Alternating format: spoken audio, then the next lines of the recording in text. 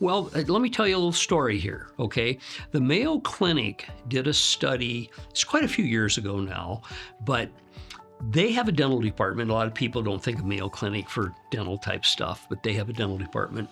And they did a study on, I think it was about 1,100 cases that they had restored with either implants or bridge work.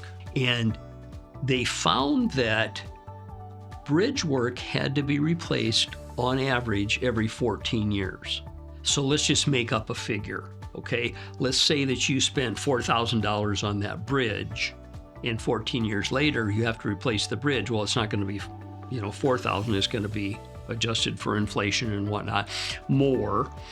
Plus, the reason you had to replace it is there's damage underneath, there's decay underneath, there's something going on, so you may have other work that needs to be done on those teeth as well. Okay. They found that an implant, on the other hand, is going to last far longer than that. Nobody can say they'll last forever. That's age dependent for one thing. It's care dependent for another thing. I tend to look at them as, for somebody that's over 40, I can't imagine they wouldn't have it for the rest of their life. But they could goof it up accidentally, I plan on my implant lasting forever, and I've had it for 15 years or 20 years maybe now. So if you look at the fact that, say, if that bridge cost $4,000 and the implant cost $5,000, and the implant's going to last way longer than the bridge, and you don't have to spend another how many thousands of dollars on it, you paid a lot less for the implant in the long run.